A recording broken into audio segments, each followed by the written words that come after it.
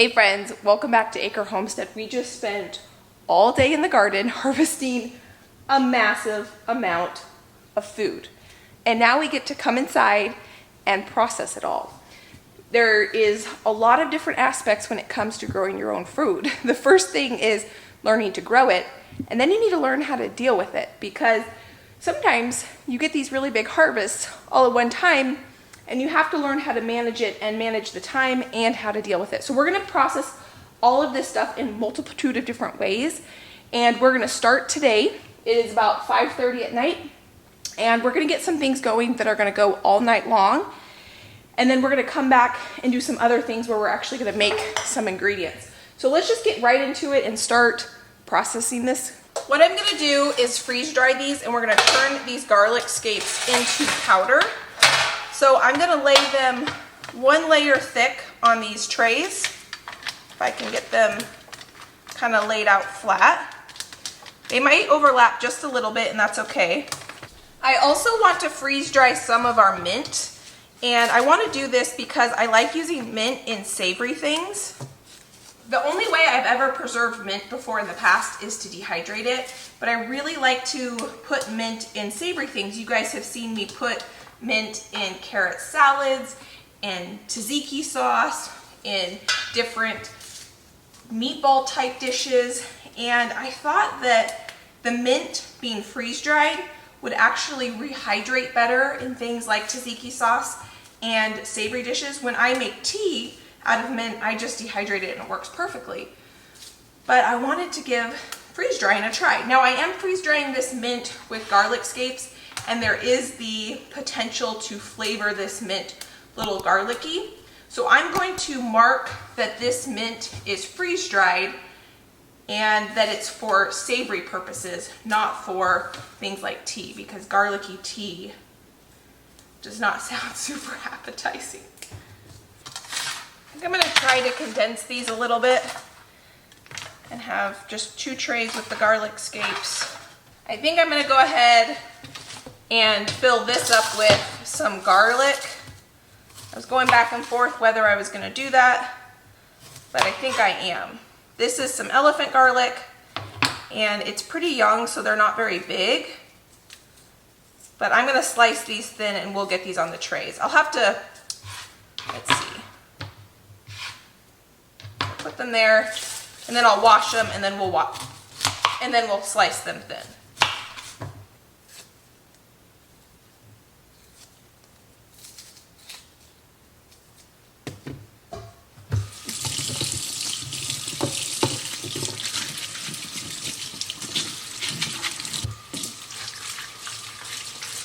I'm gonna slice these kind of not thin, but medium-ish thin, about the thickness of the thickest garlic scape. So everything is about the same thickness. I think the herbs are obviously going to take the least amount of time, but I kind of want everything about the same thickness, so it'll take about the same amount of time. I have my 4 trays done. So let me take you over to the freeze dryer, and I'm gonna show you what we're gonna do next. I have my freeze dryer here. I'm gonna load everything into the freeze dryer. So that's our elephant garlic and our garlic scapes. These scapes are about halfway thawed now. You never wanna freeze dry anything with mixed frozen and fresh. And because 2 of the things I'm putting in here are fresh, I want these scapes to thaw before they go in there. In an ideal world, all of this would be frozen and then turning it on, because then the machine has to work a little bit less, because what the freeze dryer does is it freezes food before it starts drying it out. But that's just not the way it's happening today, and that's okay. And so what I'm gonna do is I'm just gonna shut this door a little bit. This takes about 15 minutes to cool, and then it makes a little bit of noise. It's not too loud, but since I'm gonna be in the kitchen for a little while and I need these scapes to thaw a little bit more before I can turn it on, we're gonna go do a couple other things, and then we'll be back to turn this on so that everything will be at the same thawedness, I don't know the word, so that there won't be mix between thawed and fresh things in the freeze dryer.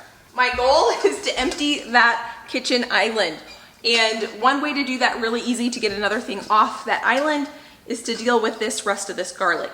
This garlic we're gonna eat fresh, and what we need to do is cure this garlic. Sounds like a really complicated, abstract concept. Curing garlic just means you're drying the outside papers so that they last longer in storage. So that if you put this up right now, there could be the chance of molding because there's still a lot of moisture in the root end and in the papers that's surrounding each clove. So let me show you how we're gonna cure this garlic or just dry it out. All I'm gonna do is take a piece of cardboard and put this out here. And then we're gonna take our garlic and we're just gonna sprinkle it one layer thick. The only reason I'm doing the cardboard is just so that I don't make a mess on my patio. All the dirt and everything's gonna stay here. And we're just gonna layer that one layer thin so it can dry out. And I'm gonna let that sit there for about a week. Curing garlic is that easy. The main thing is you do not want it under direct sunlight, so it's under my covered porch. And it's just gonna sit there for about a week. Then we can put it in the pantry and use it for long-term storage. Some of that garlic I might actually plant. Some of it might be for fresh eating. I'm not exactly sure, but all I know is right now it's dealt with. The next thing we're gonna do is take care of the cauliflower, and this needs to be washed. So I'm going to, it actually needs to be soaked. We're gonna wash this bowl. Now this is not warm water, but it's not cold water. I want it a little bit warm because we need to dissolve some salt. I just sprinkled some salt in there and we're gonna just get that to dissolve. And now that our salt is dissolved, we're gonna add some ice water. And now we're gonna add our cauliflower. There are potentially a lot of bugs in here, and just by rinsing this off, you're not gonna get all those bugs out.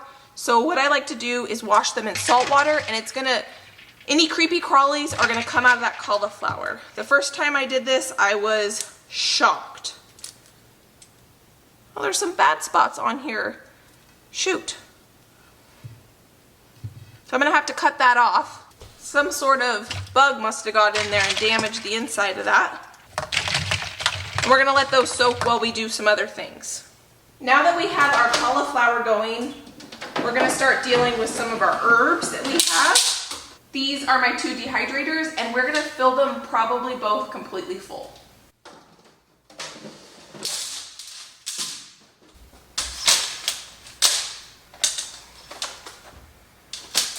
So we're gonna first do the mats that have these liners on them. Thought I had 2 of them. On this first tray, we have our chamomile. We're gonna put our chamomile on here. Chamomile is a flower, and it's what you use to make chamomile tea. It's one of the easiest things to grow. It literally grows like a weed. So if you want to feel like an accomplished gardener, try growing some chamomile, especially if you like chamomile tea. I'm going to put these one layer thin. I'm putting them on this kind of extra mat so that when they dry, they don't fall through these holes, because these have holes in them. And the little petals get really teeny tiny. So we want to make sure, since we went through all the effort to grow them, that they're not going to get wasted. Now, since I only have one of those mats, I'm going to use a piece of parchment paper. And we're going to go ahead and put the rest of our chamomile that we harvested today on this piece of parchment paper. Now, we're going to do the same thing on this tray, but this time we have what's called St. John's wort. And this is also a flower. This is a medicinal flower that grows like a weed in my yard. I'm still super new to the idea of herbalism and making your own tinctures and all those types of things.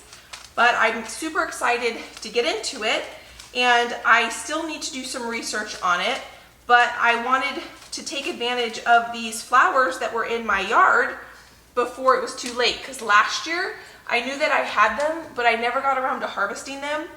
And even though I still need to do a little bit more research on it, and we'll make the tincture together. I now have it harvested, we'll dehydrate it, and we'll be able to use it in some capacity. The next thing we're gonna dehydrate are raspberry leaves. These are literally the leaves off raspberry plants, and this is what you use to make raspberry leaf tea. which you can also buy raspberry leaf tea in the store. But I have raspberry plants out there, and so I like to make my own. I'm not super precise when I do this. I try to kind of get one layer thick, but it is what it is, and it dehydrates just fine. This is probably the first of 2 or 3 harvests I'll do of these leaves. I thought I had one more of these mats, and I do, it's right here. I guess I forgot to grab it. So all I do to load these in here is I just put them in here just like that. And because I overfill them, I just push down a little bit and I get all of it in there. Doesn't have to be perfect.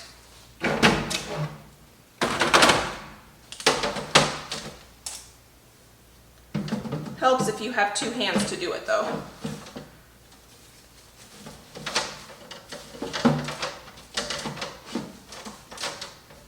You can dehydrate things without a dehydrator. If you live in a humid climate, it's going to be super difficult to do that because there's too much moisture in the air that the leaves or whatever you're trying to dehydrate can mold. But when I have this big quantities, I find it a lot easier just to use my dehydrators. I can link these down in the description box if you're interested. They are Excalibur dehydrators. I like them because the drying element is on the back and it just makes it really easy. But they are not full yet, so let's continue to fill them up. And our St. John's wort. And we still have a few more things to fill on the dehydrator trays. A few of you have asked if you should start with a dehydrator or a freeze dryer first. I started with a dehydrator first and worked my way up to a freeze dryer. Freeze dryers can do a whole lot more things than dehydrators can do, but they are a huge investment. You can actually freeze dry whole meals, and in the dehydrator you mostly can only dehydrate kind of like single ingredients, and it doesn't dehydrate meat that well. If you dehydrate meat, you're actually making jerky because it cooks it just slightly. When I dehydrate my mint, I do not take it off the stem. I dehydrate it, and then I'll show you what I'm going to do with these stems when they come off. Same with the oregano. So that was mint I just filled up. Now we're going to go ahead and do the same thing with oregano. So a freeze dryer, you have a lot more options to do a lot more things. But because they are quite an investment, if it were me, and this is what I did, is I started with a dehydrator and I wanted to make sure that it was something that I would enjoy using. And I do. I use my dehydrator so much that it makes sense to go to the next step. See if you use it and if you like it and if you want to move on to the next step. Now, I do tend to also be the type of person that just jumps in and just goes for it too.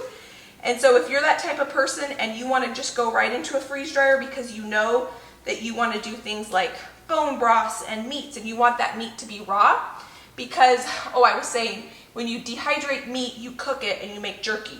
But when you freeze dry meat, you don't. So you can actually freeze dry meat and have it be raw when you go to reconstitute. So this is oregano. I do the same thing with oregano. I put the entire stem and all. Both of these are filled and ready to be turned on. I'll turn these on when I turn my freeze dryer on because we're going to be in the kitchen for a few minutes longer and I just don't feel like listening to it. It's not that loud, but if we don't have to listen to it while we're in here, then that's fine. The reason I wanted to put my garlic in my freeze dryer is that does not make the room smell like garlic. I one time started dehydrating onions in my dehydrator in my house. Big mistake. That is one thing that if I dehydrate onions or garlic, it does not get dehydrated in my house. I put it outside because it is a very strong odor. And I've noticed when I put onions and garlic in my freeze dryer, there's no strong odor because it's under pressure. So that is why I decided to do the garlic scapes and garlic in here because I can do that in my house. And I knew I had a whole lot more herbs and things to dehydrate, so I wanted those things working in the dehydrator. All of this kale, I'm just gonna stick in my refrigerator and we are gonna wash it, and I'll show you what we're gonna do with this tomorrow because that is a lot to deal with tonight, and we've already been very busy today. Same with the peas. I was gonna dehydrate this parsley, but I think we're gonna eat this parsley fresh, so I'll just stick that in the fridge and we'll wash these peas up tomorrow. We are also going to wash up the rhubarb tomorrow and deal with it tomorrow, but I do want to wash these and put them in, you know what, no, I'm not gonna do that either. I'm just gonna put these radishes in a Ziploc bag because they will get a little wilty if I just leave them in this bowl in the fridge. And we're going to turn them into pickles tomorrow, and so I don't want them to get wilty. So we're gonna stick them in this Ziploc bag in the fridge, just like this.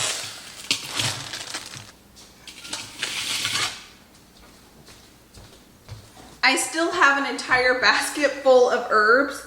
So what I'm gonna do is I'm gonna put the mint on this top rack. This is what I do to kind of maximize my space because these do emit heat, and I will start the drying process here, and then after these are done, I'll end up putting these, if they're not fully dry, into the dehydrator. But if I just left them in the basket, they might get a little bit weird. So I at least want them somewhere where they can start the drying process. And I am separating the oregano from the mint. So we try to keep those flavors more pure. Once I turn these on, because this layer on the top is pretty thick, I will flip it so that it's kind of getting equal drying on this top shelf.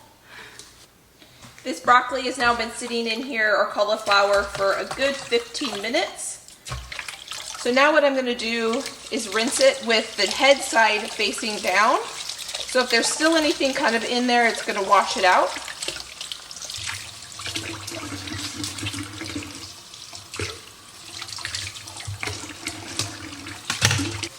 I'm gonna put these in the refrigerator wrapped in this towel, and we will enjoy cauliflower sometime this week. I'm pretty excited about it. I might do another recipe tomorrow with some of it. I might roast some of it. I don't know. We'll find out tomorrow what I actually end up doing with this cauliflower. The realities of home food preservation is sometimes it does make a little bit of a mess. No worries, we're just gonna sweep it up and we will be able to start fresh with a clean kitchen tomorrow. And the counter is empty. Now you might notice a big bowl of rhubarb over here, and that's because I don't know what I was thinking that all of that stuff was gonna fit in that second fridge I have. It'll be fine on the counter. We'll deal with it in the morning. I have eggs here. You do not need to refrigerate eggs till they are washed, so those are gonna sit there. We'll deal with those tomorrow, which means we can go ahead and start our freeze dryer. I can link this down in the description box. What I link is the exact freeze dryer I have. I have a medium size and pump. I do have the pump that you have to replace the oil, but it's only about every 60 to 70 uses, and it's super easy. Sounds intimidating, but it's not intimidating at all.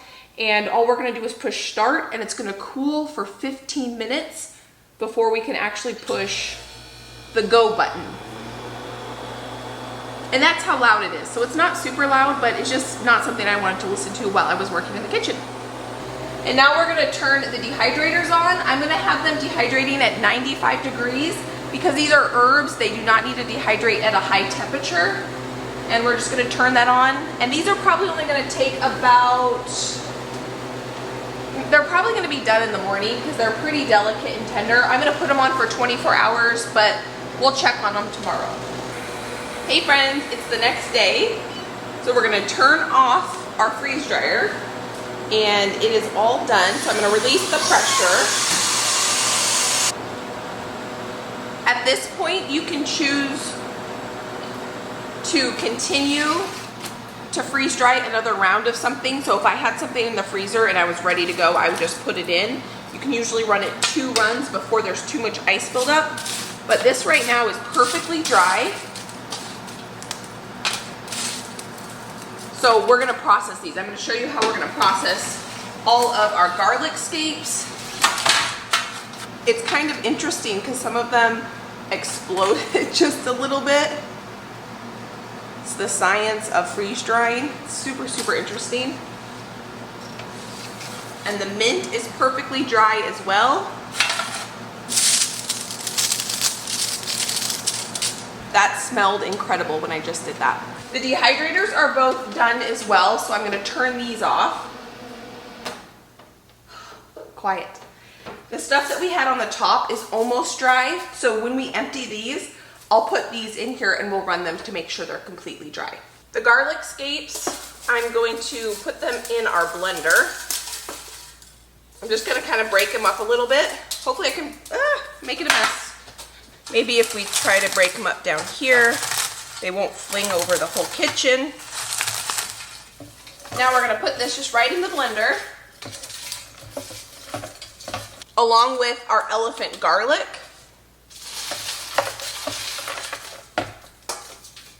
Garlic scapes have a mild garlic flavor, so I'm gonna use this just like I would any garlic powder. So I don't mind mixing the two. It will make it a lightly green color, and I'm okay with that. Now we put the lid on.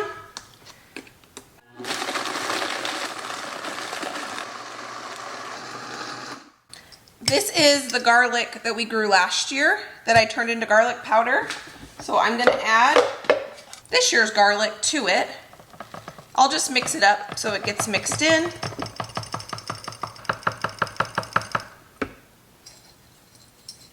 Project one and done.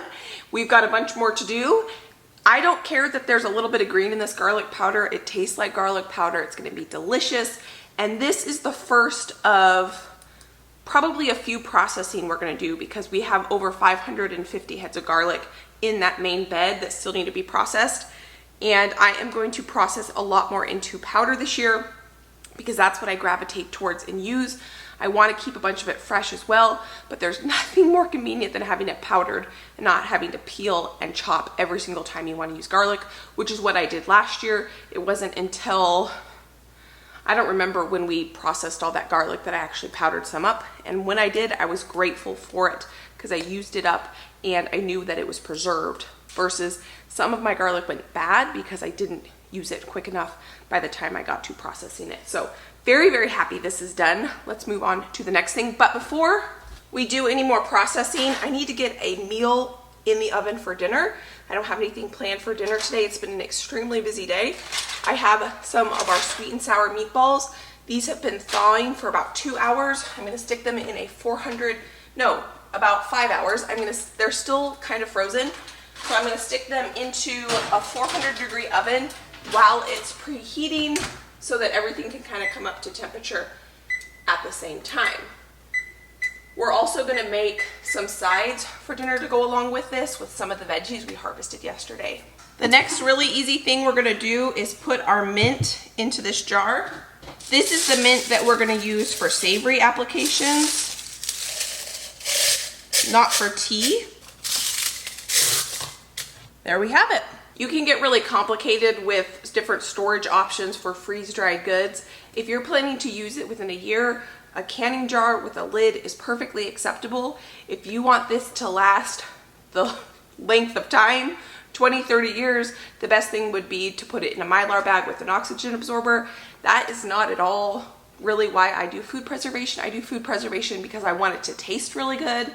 I want it homegrown or locally sourced, and the best way to do that is to preserve my own. And I don't necessarily want this to last for 30 years, because I am putting faith in the fact that I will be able to have a garden next year and I will be able to grow more. And if I can't, then I will hopefully be able to find it locally from someone who grows it. So it's time to wash these rhubarb stalks off, and then we're gonna process these, and I'm gonna show you how we're gonna do that. I have a huge towel over here that I can collect all the water.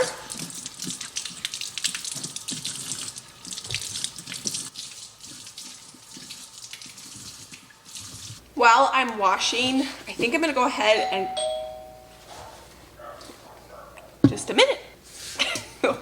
I am back, and we are gonna wash up all this big bowl of kale and our radishes, because these are pretty dirty and I wanna make a yummy treat out of them. I think because there's so much kale, I'm gonna do it a little bit different than washing each individual leaf. I'm going to kind of fill up a big bowl of water, and we're just gonna wash them pretty good. These kales do not have hardly any bugs on them, which is really nice. Now, these are organic, so there are going to be some bugs, but because I harvested them so early in the season, there's hardly any aphids on my kale. I realized there are a couple more plants out there that I didn't harvest on, and I'm going to let those plants continue to grow, and I'll harvest on them throughout the summer because I don't need to rip them out because they haven't started to bolt yet. But if I do the big kale harvest in midsummer, there are so many aphids on it, it's kind of gross, because that's when the aphids in my area come out in full force. They don't hurt the plant really, as long as you stay on top of it. I just make a little dish soap water solution and spray it on the aphids and then wash them off, and it kills them, no problem. But this is really a good time of year, and I'm going to make note of this, that it's a lot more pleasant to wash all these greens when aphids aren't really an issue. Because I haven't seen any aphids on these at all.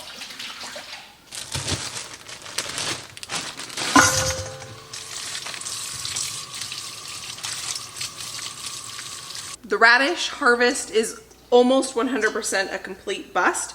I've never had this problem before, but almost every single one has bug damage, and there are bug holes, and they're completely rotten in the inside. I have never had this before. I don't know if it's a particular bug that's doing it. It's harder to see on this one, but there's definitely about 3 channels where bugs were in the inside eating that. I don't know if it's because of, you can see the end of this one is rotten and there's a bug hole in the inside. If it's the container I grew them in, because I've never grown radishes in containers, I can't imagine it's the container. I would more likely think that it's maybe the type of radish. I've grown a lot of radishes and I've never had an issue like this before. You can see all those bug channels in there. These are all going to the chickens. So this is going to be the compost bowl. Now what I'm going to do is I'm going to take my kale and I'm going to strip the membrane from the kale and put the stem in here. I'm going to put a towel in here and I'm going to put my leaves in there. If they're kind of a small, tender leaf and a little bit of the rib is left, I'm not worried about that at all. It's more these kind of big fibrous leaves. I just kind of get it started and pull, and I have my nice kale right there. I personally don't necessarily love to eat kale raw. If I go out to a restaurant, I have found kale salads that I enjoy. I have not been able to replicate those at home. I don't know what it is about, probably all the goodies they put in it when you go out to eat. But what I like to do with kale is cook it. I really enjoy putting it in like a potato gnocchi soup. I like to put it in almost anything really, because once it cooks down, and if you get it nice and tender, if you put it in when you're cooking your meat and your onions and you let it cook that whole amount of time, it really kind of just takes on the flavor of whatever you have. And then you can get yourself and your family members to eat and enjoy kale because it tastes good, because it tastes like everything else in the dish. And so that's what I like to do.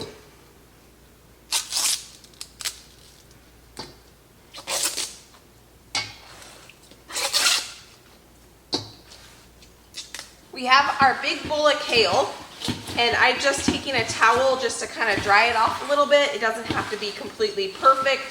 No big deal at all. I have some food saver bags. I know that this is kale. When it goes in here, you can tell, I can tell what it is. So all I'm gonna do is put 22 on I don't know how many we're gonna need, just so that I know it's this year. I'm 90% sure, 95% sure that we used all the kale from last year's garden, but just in case I find one in the freezer, I wanna make sure that I use that before I use this. You can put this kale in a Ziploc bag. I did that for years. Kale was one of those things I could grow in my little suburban lot. It grows relatively easy. And that works too, but it does start to get a little bit icy. So it does help to do it in a food saver. And I fill the bag almost all the way full. And that is 1 serving of kale right there.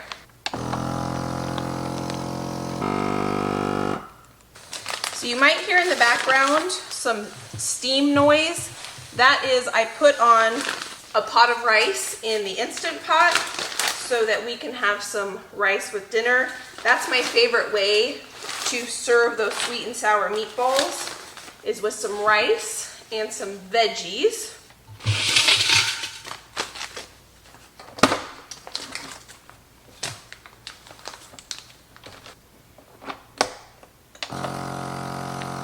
We got 7 pouches, so enough for 7 meals. They all sealed absolutely beautifully, except for the first one we did, of course, because I had a little piece of kale in there. I resealed it here at the top, so that should be fine. These are gonna go in the freezer just like this. You could blanch these if you wanted before, put them in some boiling water, cool them off, and freeze them. I've never done that. I don't feel the need to. It cooks up just fine like it is, and so I just saved myself that step. So into the freezers these go, and now we are gonna process the rhubarb. I have lots of plans to do things with this rhubarb and turn it into different delicious things, but I do not have time for that right now. That's something we will probably do together in the fall. There's a couple different beverages I wanna make with this rhubarb. We need to make some more rhubarb barbecue sauce. We also, I don't know, I want to make a rhubarb upside down cake. There's just so many plans that I have for this rhubarb, but for now, we are going to work on getting this put in the freezer. I'm going to cut the ends off. I really only have to cut the end off that attaches to the main mother plant or the base of the plant. Those will all go into the compost, and then we're just going to dice this up. As I'm chopping this, I'm going to go ahead and just get it into a food saver bag. That's the thing about food preservation in this time of year, because we are just getting, this is the first big preservation day we're doing together, is you don't have to process everything from its kind of raw state into the final product you want it to be. You can learn and give yourself grace in those areas by knowing that some things you can throw in the freezer like this, and we can deal with when life gets a little bit less busy. Because if you can throw those tomatoes, skins and all, just wash them up, put them in the freezer. You don't even have to necessarily put them in a bag. I usually put them in a paper bag, and then when you have enough of them to process, then you can process a huge batch at one time. I did that in my first year gardening. I didn't do my big tomato canning session until January. I just kept throwing all the excess tomatoes that we weren't eating fresh into the freezer. And then in January, you can actually watch that video. That's one of my first videos. We pull those tomatoes, over 200 pounds of tomatoes, out of the freezer, and we process them. Because I just didn't have time to do it in the summer. Last one is out of the sealer. We got 3 huge bags. And now it's time to empty those dehydrators, because we got a lot of goodies in those dehydrators. I had not checked these. I just assumed they were done. My chamomile is still damp, so that is not done. My St. John's wort feels pretty done, but I think I'm going to let it continue to dehydrate while I let the chamomile and the raspberry leaves dry. I think we could probably get away with this level of dryness, but I don't want to risk it, so I'm going to let these go one more night. But this oregano, totally dry. So let me show you how I'm going to deal with this, because we left all the stems on when we dried them. So I have all my trays, and I have a big piece of parchment paper out, and I have my big compost bowl out. All I do, now that they're dry, is it's so much easier to just go like that and get them off the stem.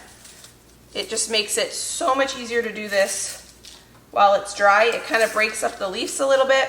You can see why I want to do this on parchment paper, because it's going to make a little bit of a mess. I wish you all could smell what it smells like in here.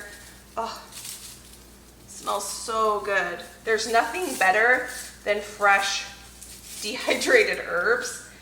If you don't have very much space in your house, I want to encourage you, you still have time to go buy some herb starts in the store. A lot of herbs in a lot of the country are perennials, meaning they come back every year.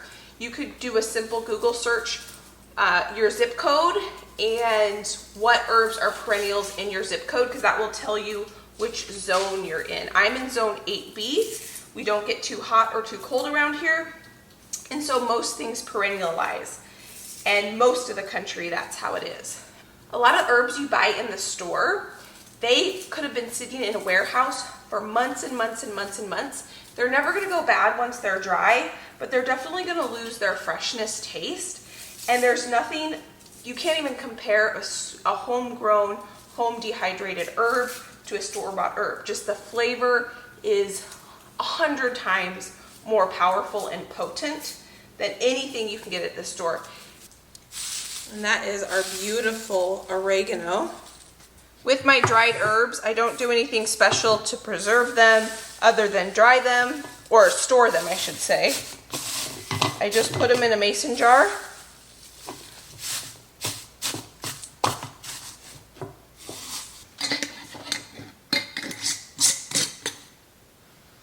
There's our oregano.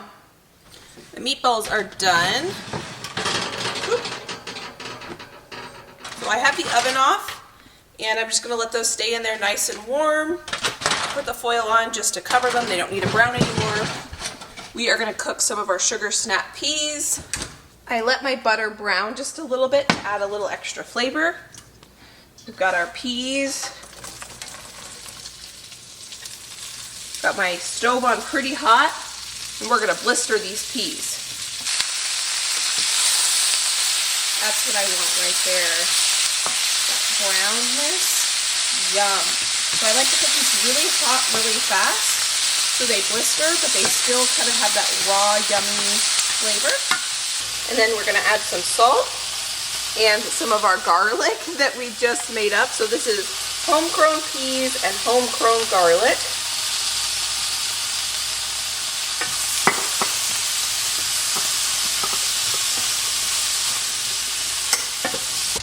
Here is dinner. We have our meatballs. I can link this recipe down below. It's one of our favorites. Love, love, love it. It's sweet and sour meatballs. I don't know if I've even said that earlier. We have some beautiful white rice. And the star of our show, our peas. Yum. I'm gonna kind of scrape up some of those brown bits and try to get those onto our peas. And it's just gonna be such good, yummy flavor. I'm gonna go ahead and get my dehydrators going again. In here, I think there is something stuck in the fan. That's not good. Okay, we're gonna have to do a little bit of surgery. Oh yeah, I see. It was just, yeah. When you try to overstuff something, that is what happens. Just a piece of the oregano was sticking in the fan. No big deal. There we go. Last thing I would want to do is to break my dehydrator right at the beginning of the season. I have this one going. I'm going to turn this one back on.